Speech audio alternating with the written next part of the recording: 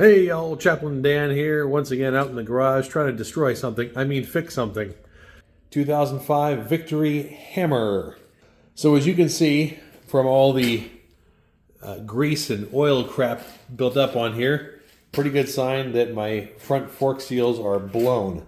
And they are blown very badly.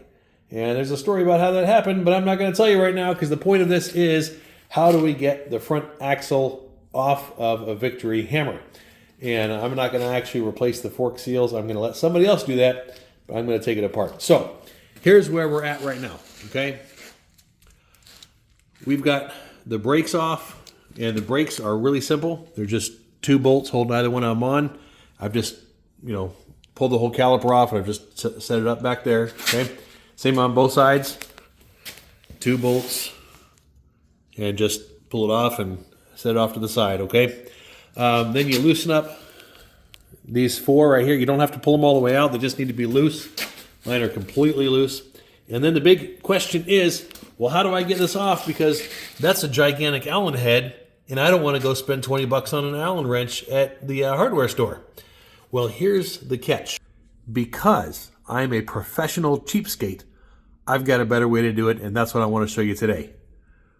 Bam. Are you ready for this? So that gigantic Allen head on the axle it's either a 14 millimeter if you want to think in metric terms, and remember Victories are metric bikes technically, or it's a 9/16, okay? Either way, here's the catch. Instead of going out and buying your own Allen wrench that is that big, you can take a 5/16 bolt head, okay? And I just put a couple nuts on there. And then I asked a friend to weld that on there for me, okay? And I put 2 on there just because I knew there's a good chance you might kind of bung up this outer one so that middle one would still be good.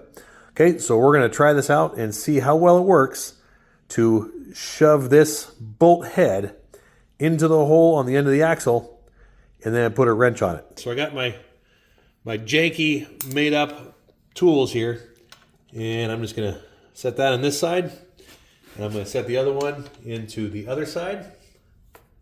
Okay, that was pretty tight, so we're going to give it just a little bit of a tap tap, okay? And I put my 9/16 on here.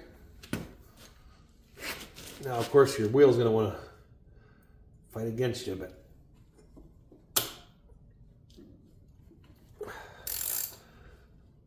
Okay, so the other side's turning.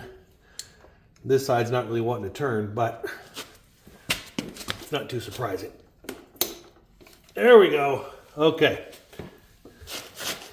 Now here's the cool part, why it doesn't really matter which side you turn.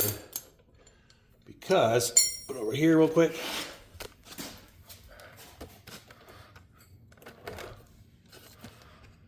Okay. When you unscrew this, you're going to see this end is basically kind of like a cap, if you will. I don't know what to call it, so I'll call it a cap, all right? And so it's not really the axle, it's just kind of the end of it, okay? I'll get that apart later. This is the side that we're more concerned about. And this side, if you can get a grip on it and push it or pull it out, that's great. I'm just pushing from the other side right now. It's pretty stiff, so I'm going to get my old buddy, Mr. Rebar. Now you got to be careful to not bung up these holes, okay? Well, it's not the hole, but don't bung up these threads down here, okay? Be really careful. But I am going to slide this in there, kind of towards the bottom of it so I'm not hitting the threads themselves, and give her a little bit of a love tap. There we go. And look at that, the wheel's already coming out. Go back over this way. The theory is you don't really want to get to that spot right there. You want to catch it beforehand, but look at that. Easy peasy. Slide that off to the side. And there's your axle. And there's the cap on the other end. Bam, just like that. God loves you. This is Chaplain Dan signing out. I'll see you down the road.